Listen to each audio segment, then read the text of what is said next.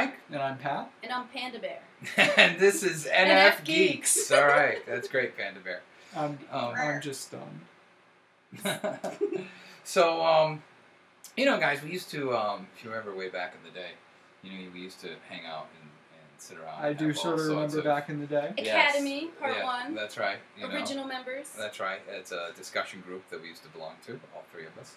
And there were other members. You know, it's like the Justice League, if you will, because we're, you know, we're DC here at Nfgeeks. So we used to have some great, you know, sort of deep discussions about ourselves, and so I thought maybe we would do that. We could talk a little bit like we used to. Maria used to say in the group that I used to make everybody cry. Remember saying that whenever I talked to the group or I did something, you know, with the group, it was about to make everyone bawl. Yeah, each we week. had some depressing exercises. Yeah, each week, man. Like, It was transformative. Soul searching. Right. I thought it was transformative. Yeah. No. Yeah, no. You should have made a memo before the meeting, like, bring your Prozac and tissues, kids. Oh no, that it wouldn't have the impact. You know what I mean? You know, you want to break through the barrier. We got the punch in the gut from it. It was. They were trial It made runs. us have existential crises. It was. Well, you were already having I know, but he had to make us, like, look at it. Look at them and deal with them. And break them down. Move on. And put them in quadrants. Yeah, that's right. Never forget those the quadrants. columns, right? Oh, fuck your columns, man. It was awful. We're not going to show our columns. We're not going to show our columns. It was too personal. I think that was pretty much the Really, I was actually okay. Yeah, that was our catchphrase. You're gonna love this. I've been actually pondering doing a columns on Nfgeeks, like showing everybody how to do it and what they should do.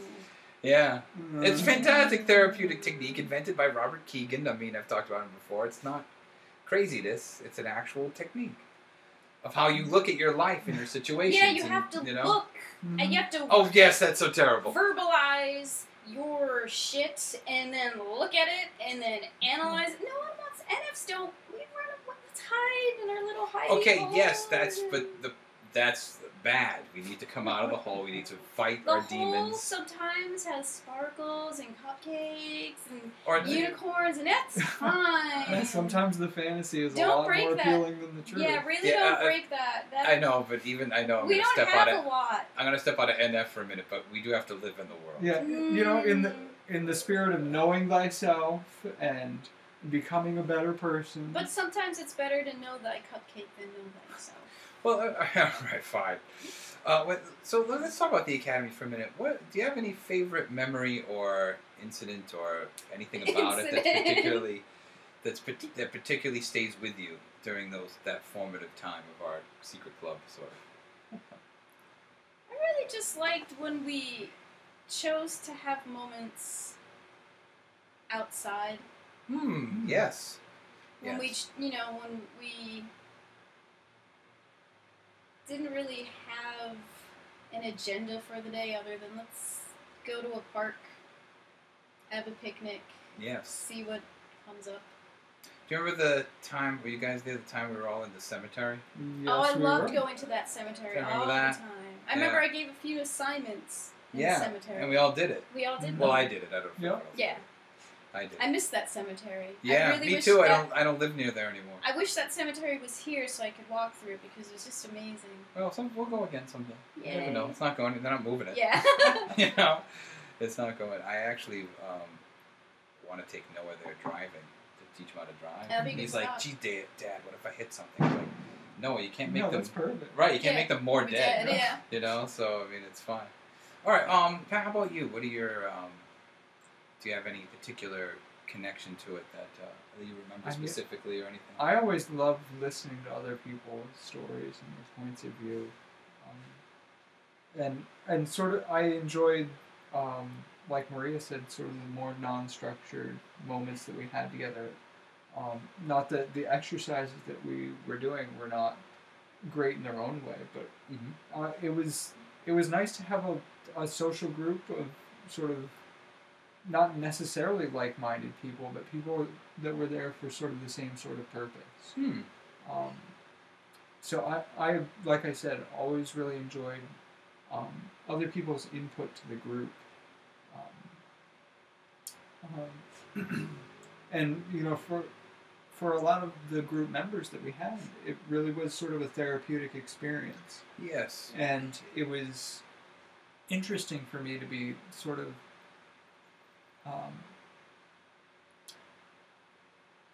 involved in other people's lives in a way that was not really academic so much as it was more cooperative and sort of open-ended.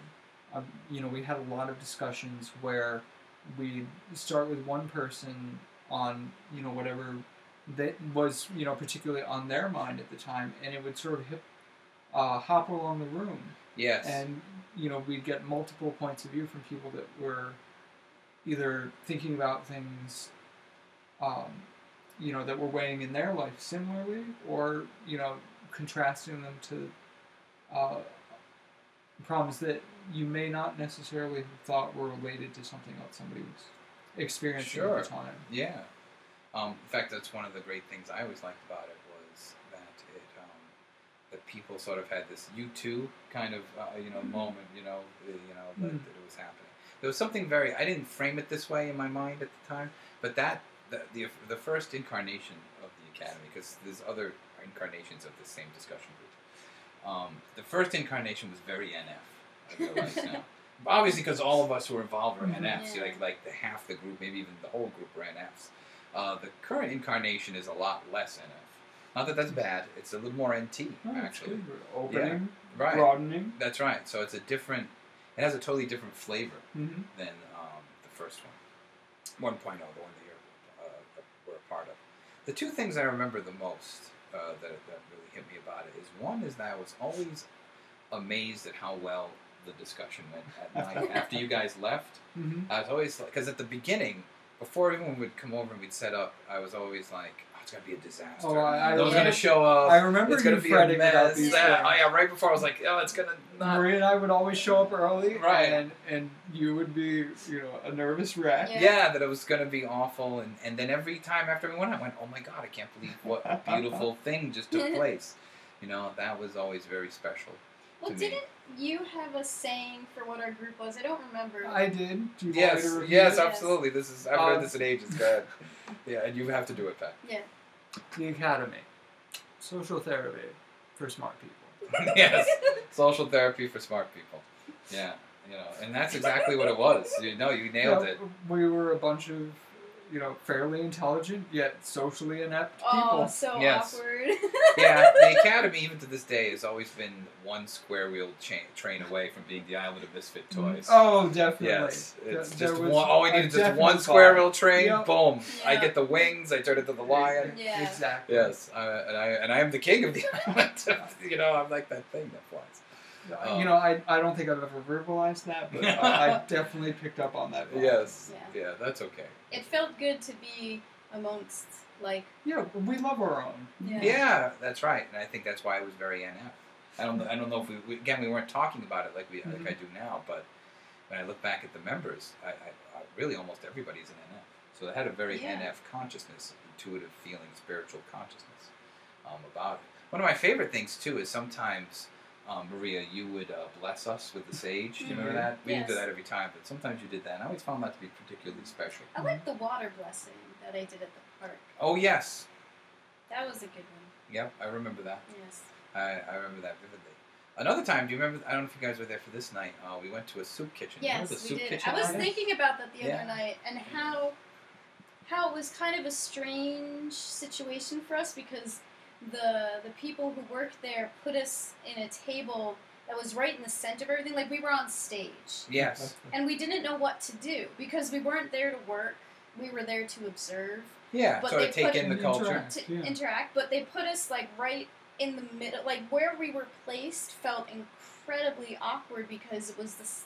I felt like everyone was watching us. What were they doing? And we were like, what are we doing here? Because we're not volunteering our time. Sure.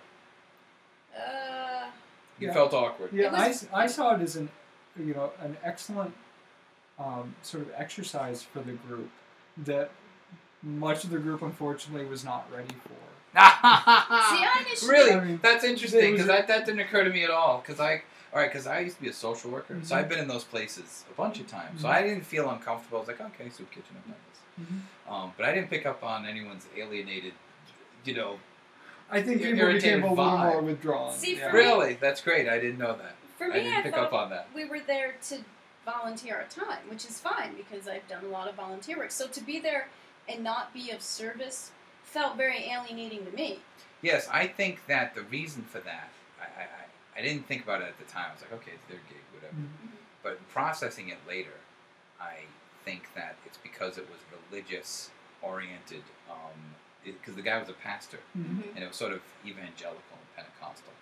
And I think because of that, because we weren't evangelical and We weren't allowed Pentecostal, to. we were invited to be there, but not to participate. See, that's We would have had to have been part of the church. See, I mean, that's that's a kinda- hypothesis, but I think that's what happened. That's a bummer to me because when we showed up there and because we didn't know where we were going, and when we showed up, we were like, oh, we're at a soup kitchen. I was like, oh, we're going to do some work. But when we were there to just sit there and be in center stage, and since all of us were introverts, we felt very uncomfortable in a large group of people anyway, regardless of what the situation was. We were in a large group with strangers. We weren't going to go out of our way to introduce ourselves to people, so we all sat in this table in the middle, center stage, around everyone, and they're all looking at us, and we're like, how are we observing this? Because it just feels like we're staring if we're not going to be working. Sure. So it was very, very strange to me to not be of service and to...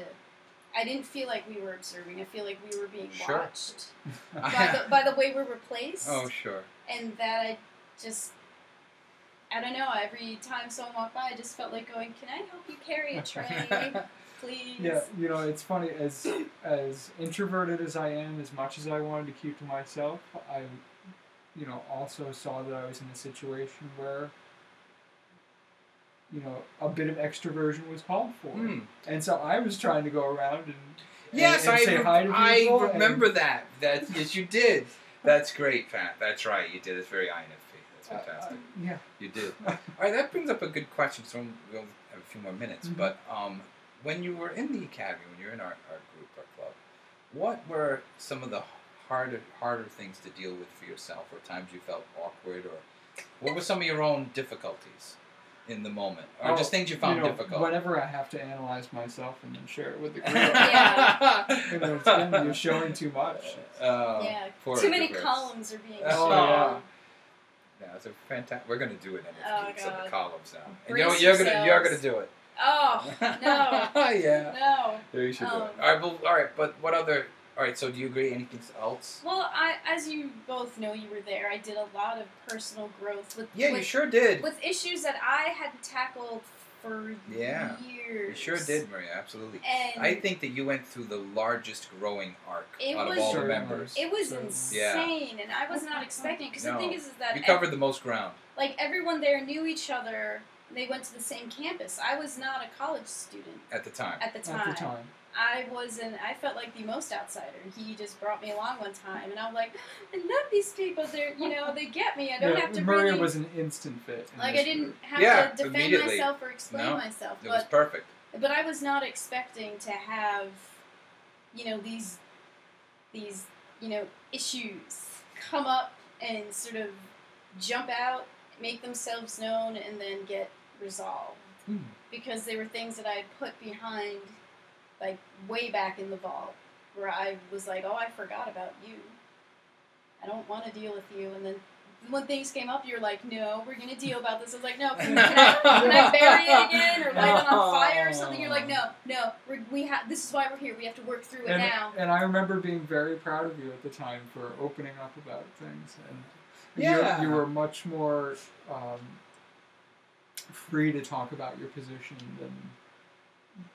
than I had seen you be able to be in quite a while. And, for me, that was a happy thing, too.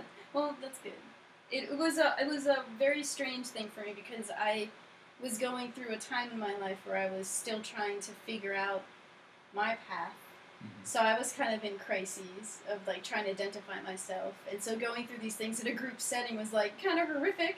Because it's just but like you did so wonderful. It's like, what are they gonna think of me? They must think I'm like this total crackpot. Like I can't no. figure my shit out, but Yeah. I'm doing it in a group setting. So let's get every bang for my buck with this. Sure.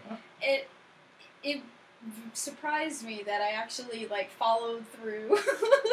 Oh no, Maria, with things. you had the greatest growth in terms of amount and distance of any single member.